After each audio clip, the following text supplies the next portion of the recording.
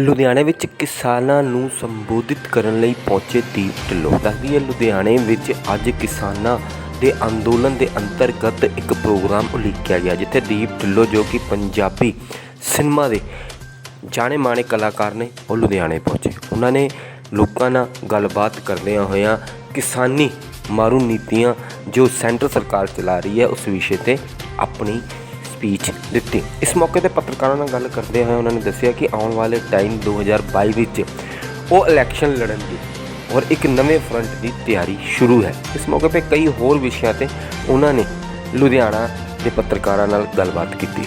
ਦੇਖੋ ਲੁਧਿਆਣਾ ਤੋਂ ਬਾਈ ਜੀ, ਇਹ ਤਾਂ ਹੁਣ ਇਹੀ ਗੱਲਾਂ ਤਾਂ ਤਰਾਸਦੀ ਆ। ਦੇਖੋ, ਨੇਕੀ ਦੀ ਜਿੱਤ ਹੋਣੀ ਚਾਹੀਦੀ ਹੈ ਬਦੀ ਤੇ, ਪਰ ਹਜੇ ਬਦੀ ਐਡੀ ਹਉਮੈ ਤੇ ਹੰਕਾਰੀ ਫਿਰਦੀ ਆ। ਉਹ ਕਹਿੰਦੇ ਆ ਵੀ ਅਸੀਂ ਵਾਪਸ ਨਹੀਂ ਲੈਣਾ। ਜਿਵੇਂ ਮੈਂ ਹੁਣੇ ਗੱਲ ਕਰ ਰਿਹਾ ਸੀ, ਲੋਕਾਂ ਪ੍ਰਤੀ ਸੰਵੇਦਨਸ਼ੀਲ ਹੀ ਨਹੀਂ ਸਰਕਾਰਾਂ। ਦੇਖੋ, ਸਾਡੀਆਂ ਬੀਬੀਆਂ, ਸਾਡੇ ਬਜ਼ੁਰਗ, ਨੌਜਵਾਨ ਸਭ ਹਜੇ ਸੜਕਾਂ ਤੇ ਬੈਠੇ ਆ, ਧਰਨਿਆਂ 'ਚ, ਮੋਰਚਿਆਂ 'ਚ ਬੈਠੇ ਆ। ਕੋਈ ਸੰਵੇਦਨਸ਼ੀਲਤਾ ਹੀ ਨਹੀਂ, ਇਸ ਪਾਸੇ ਹੀ ਨਹੀਂ ਆ ਰਹੇ, ਇਹ ਗੱਲ ਨੂੰ ਸਮਝ ਹੀ ਨਹੀਂ ਰਹੇ। ਕਿੱਡੀ ਵੱਡੀ ਤਰਾਸਦੀ ਹੈ ਇਹ। ਜਿਸ ਤਰ੍ਹਾਂ ਕਿ ਦੁਸਹਿਰੇ ਨੂੰ ਜਿਹੜੀ ਜਿੱਤ ਹੋਈ ਸੀ, ਕੀ ਲੱਗਦਾ ਕਿ ਅੱਗੇ ਜਿਹੜਾ ਆਪਣਾ ਸੰਘਰਸ਼ ਚੱਲਦਾ ਪਿਆ, ਤੁਸੀਂ ਬਹੁਤ ਜਗ੍ਹਾ ਤੇ ਜਾਂਦੇ ਹੋ, ਹਰ ਪਾਸੇ ਕਿਸਾਨਾਂ ਦੇ ਨਾਲ ਖੜਦੇ ਹੋ, ਵੀ ਅੱਗੇ ਜਿਹੜਾ ਇਹਦੇ ਜਿਹੜੀ ਨਤੀਜੇ ਤੇ ਨਿਕਲੂਗਾ, ਕੋਈ ਨਾ ਕੋਈ ਨਤੀਜਾ ਤਾਂ ਨਿਕਲੂਗਾ। ਦੇਖੋ, ਨਤੀਜੇ ਤਾਂ ਨਿਕਲਣਗੇ ਹੀ। ਨਤੀਜੇ ਕਿਉਂ ਨਿਕਲਣਗੇ? ਕਿਉਂਕਿ ਸਰਕਾਰਾਂ ਦੀ ਜਿੱਦ ਜਿਹੜੀ ਹੁੰਦੀ ਹੈ ਨਾ, ਉਹ ਬਾਹਲਾ ਸਮਾਂ ਨਹੀਂ ਚੱਲਦੀ ਹੁੰਦੀ। ਇਹ ਇਤਿਹਾਸ 'ਚ ਸਾਡੇ ਕੋਲੇ ਬਹੁਤ ਵੱਡੀਆਂ ਐਗਜ਼ਾਮਪਲਾਂ ਪਈਆਂ। ਲੋਕਾਂ ਦੇ ਹੱਕ ਤੁਸੀਂ ਨਹੀਂ ਮਾਰ ਸਕਦੇ। ਜੇ ਅੱਜ ਲੋਕਾਂ ਨੇ ਲੋਕ ਲਹਿਰ ਪੈਦਾ ਕੀਤੀ ਆ, ਮਤਲਬ ਲੋਕਾਂ ਦੇ ਅੰਦਰ ਬਹੁਤ ਵੱਡਾ ਰੋਹ ਜਾਗ ਗਿਆ।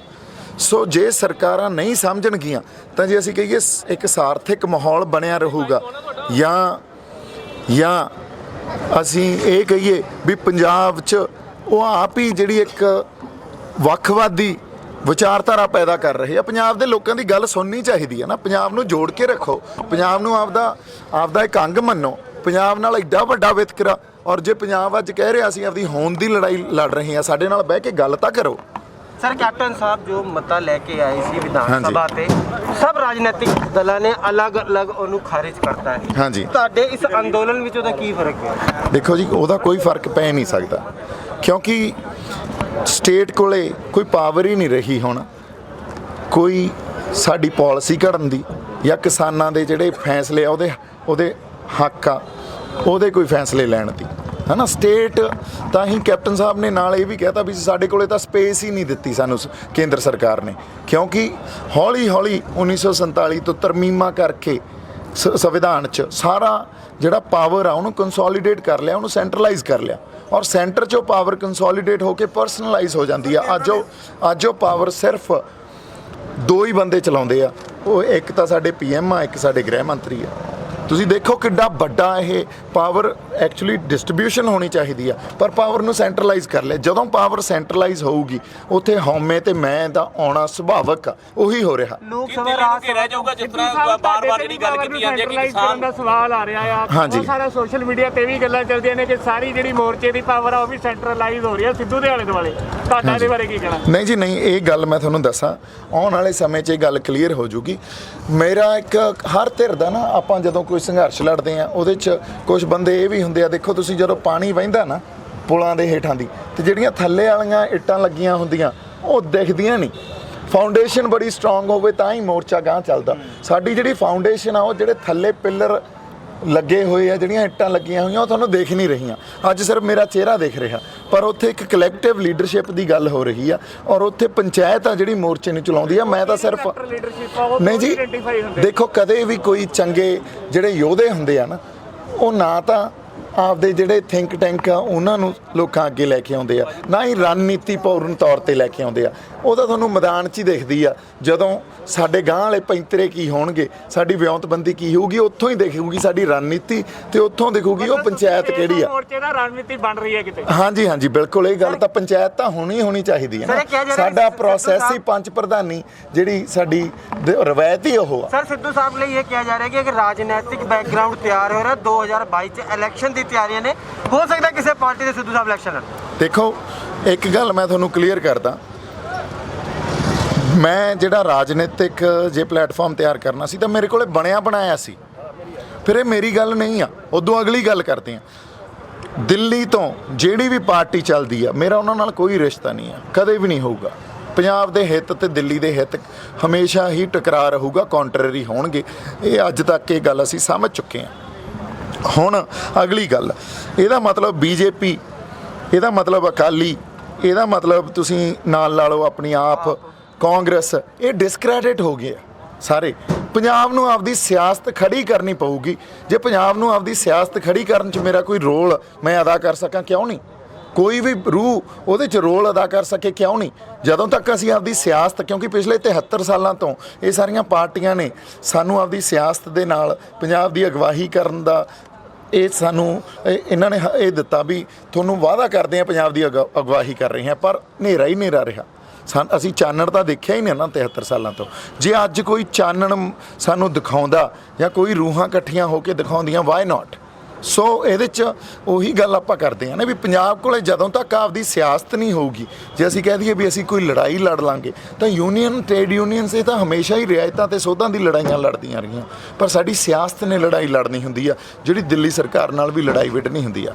ਪ੍ਰਧਾਨ ਮੰਤਰੀ ਨੇ ਕਿਹਾ ਕਿਸਾਨਾਂ ਦਾ ਸੰਘਰਸ਼ ਸਿਰਫ ਪੰਜਾਬ ਤੱਕ ਸੀਮਿਤ ਹੈ ਤੇ ਹਰਿਆਣਾ ਤੱਕ ਸੀਮਿਤ ਹੈ। ਹੋਰ ਵੀ ਇੰਨੇ ਪ੍ਰਦੇਸ਼ ਨੇ, ਬਿਹਾਰ ਵਿੱਚ ਇਲੈਕਸ਼ਨ ਹੋ ਰਿਹਾ ਹੈ, ਦਿੱਲੀ ਵਿੱਚ ਵੀ ਕੰਮ ਚੱਲ ਰਹੇ ਨੇ, ਸਿਰਫ ਇੱਥੇ ਤੱਕ ਇਲੈਕਸ਼ਨ ਦੱਸਿਆ ਜਾ ਰਿਹਾ ਹੈ ਕਿਉਂਕਿ ਇੱਥੇ ਪਾਰਟੀਆਂ ਨੂੰ ਕਿਸਾਨ ਵੋਟ ਜ਼ਿਆਦਾ ਪਿਆਰਾ ਹੈ। ਨਹੀਂ ਜੀ, ਇਹ ਦੋ ਸੂਬੇ ਇਹੋ ਜਿਹੇ ਆ ਜਿਨ੍ਹਾਂ ਨੂੰ ਐਗਰੀਰੀਅਨ ਮਾਡਲ ਤੋਂ ਉੱਤੇ ਵਧਣ ਹੀ ਨਹੀਂ ਦਿੱਤਾ ਗਿਆ।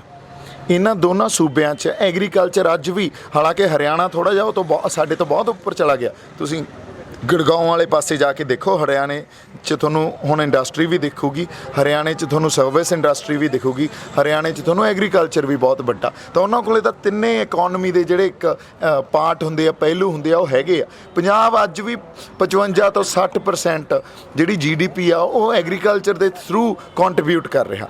ਇਹਦਾ ਮਤਲਬ ਜੇ ਇਹੋ ਜਿਹੇ ਕਾਨੂੰਨ ਆਉਣਗੇ ਤਾਂ ਸਾਨੂੰ ਸਭ ਤੋਂ ਜ਼ਿਆਦਾ ਇਫੈਕਟ ਕਰਨਗੇ, ਕਿਉਂਕਿ ਹੋਰ ਸੂਬਿਆਂ ਕੋਲੇ ਜਿਹੜੇ GDP 'ਚ ਕੰਟਰੀਬਿਊਟ ਕਰਨ ਵਾਲੀ ਇੰਡਸਟਰੀ ਆ, ਉਹ ਇੰਡਸਟਰੀ ਵੀ ਹੈਗੀ ਆ, ਉਹ ਸਰਵਿਸ ਇੰਡਸਟਰੀ ਵੀ ਆ ਉਹਨਾਂ ਕੋਲੇ ਟੂਰਿਜ਼ਮ ਵੀ ਆ, ਉਹਨਾਂ ਕੋਲੇ ਹੈਲਥ ਇੰਡਸਟਰੀ ਵੀ ਆ, ਉਹਨਾਂ ਕੋਲੇ ਐਜੂਕੇਸ਼ਨ ਵੀ ਆ। ਸਾਡੇ ਕੋਲੇ ਕੀ ਆ?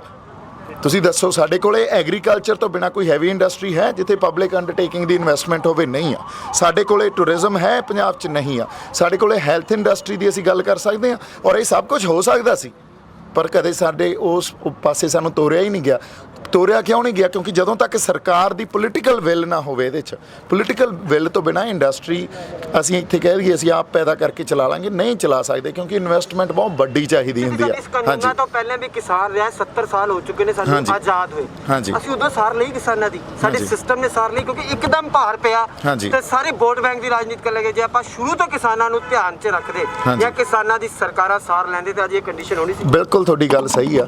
ਹੁਣ ਜਦੋਂ ਗ੍ਰੀਨ ਰੈਵੋਲੂਸ਼ਨ ਆਇਆ, ਉਸ ਵੇਲੇ ਤੁਸੀਂ ਉਸ ਵੇਲੇ ਦੇ ਐਡੀਟੋਰੀਅਲ ਪੜ੍ਹ ਕੇ ਦੇਖੋ, ਜਿਹੜੇ ਇੰਟੈਲੈਕਚੁਅਲ ਸੀ ਨਾ ਉਸ ਵੇਲੇ ਪੰਜਾਬ ਦੇ, ਉਹ ਕਹਿੰਦੇ ਇਹ ਸਸਟੇਨੇਬਲ ਨਹੀਂ ਆ ਮਾਡਲ, ਇਹਨੇ ਬਾਹਲਾ ਲੰਬਾ ਸਿਰ ਨਹੀਂ ਚੱਲਣਾ।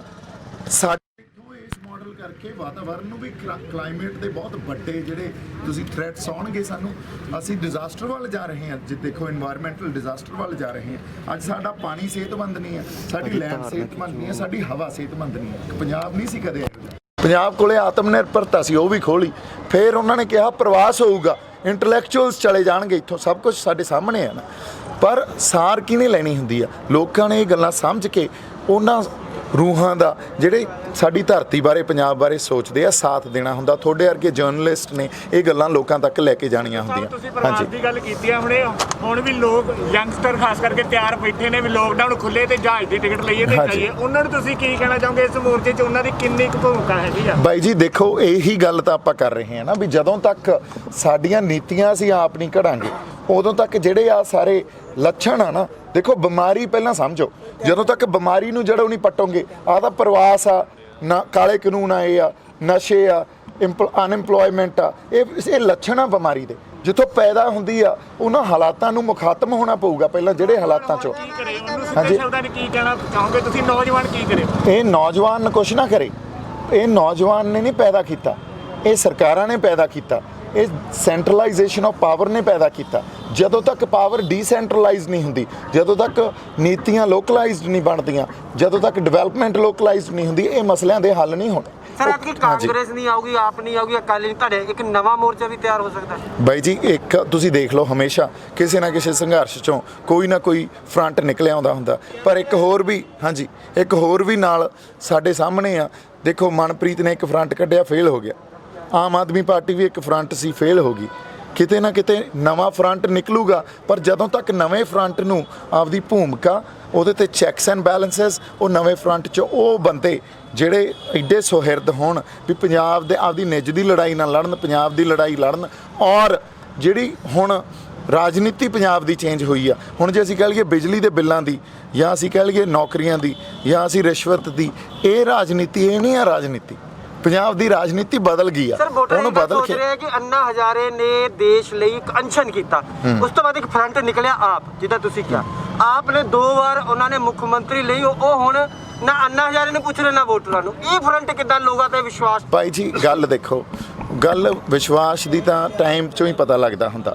ਉਹਨਾਂ ਦੇ ਸੰਘਰਸ਼ 'ਚੋਂ ਜੋ ਉਹਨਾਂ ਦੀ ਸੇਧ ਆ, ਉਹਨਾਂ ਦੀ ਵਿਚਾਰਧਾਰਾ, ਹਜੇ ਤਾਂ ਉਹਦੇ ਤੋਂ ਹੀ ਪਤਾ ਲੱਗਦਾ ਹੁੰਦਾ। ਕਿਸੇ ਦੇ ਵਿੱਚ ਵੜ ਜਾਾਂਗੇ ਆਪਾਂ, ਜਾਂ 10 ਬੰਦੇ 15 ਬੰਦੇ 20 ਬੰਦੇ ਇਕੱਠੇ ਹੋ ਕੇ ਕਿਸੇ ਦੇ ਵਿੱਚ ਨਹੀਂ ਵੜ ਸਕਦੇ। ਪਰ ਉਹੀ ਮੈਂ ਕਿਹਾ ਨਾ, ਵਿਸ਼ਵਾਸ ਇੱਕ ਚੈੱਕਸ ਐਂਡ ਬੈਲੈਂਸਸ ਹੁੰਦਾ। ਸਾਡੇ ਕੋਲੇ ਇੱਕ ਮਿੰਟ ਜੀ, ਸਾਡੇ ਕੋਲੇ ਪਹਿਲਾਂ ਜਦੋਂ ਸਾਡੀ, ਤੁਸੀਂ ਇਹ ਦੇਖੋ, ਸਾਡੀ ਰਾਜਨੀਤੀ ਸੀ, ਉਹਦੇ ਤੇ ਧਰਮ ਦਾ ਪਹਿਰਾ ਹੁੰਦਾ ਸੀ, ਸਾਡੀਆਂ ਸੰਸਥਾਵਾਂ ਦਾ ਪਹਿਰਾ ਹੁੰਦਾ ਸੀ, SGPC, ਸ਼੍ਰੀ ਅਕਾਲ ਤਖਤ ਸਾਹਿਬ, ਜਾਂ ਸਾਡੀਆਂ ਟਕਸਾਲਾਂ ਦਾ ਪਹਿਰਾ ਹੁੰਦਾ ਸੀ। ਹੁਣ ਉਹ ਪਹਿਰੇ ਨਿਕਲ ਗਏ। ਜਦੋਂ ਪਹਿਰੇ ਨਿਕਲ ਗਏ ਤਾਂ ਜਿਹੜੇ ਇਖਲਾਕ ਆ ਸਾਡੇ ਲੀਡਰਾਂ ਦੇ ਜਾਂ ਉਹਨਾਂ ਦੇ ਕਿਰਦਾਰ ਆ, ਉਹ ਨਹੀਂ ਰਹੇ, ਸੋ ਖਤਮ ਹੋ ਗਏ। ਪ੍ਰੋਬਲਮ ਸਾਡੀ ਸਮਾਜਿਕ ਤੌਰ ਤੇ ਵੀ ਆ, ਪ੍ਰੋਬਲਮ ਰਾਜਸੀ ਤੌਰ ਤੇ ਵੀ ਆ। ਸਾਨੂੰ ਦੋਨੇ ਇਨਕਲਾਬ ਚਾਹੀਦੇ ਆ। ਠੀਕ ਹੈ ਜੀ, ਥੈਂਕ ਯੂ ਸੋ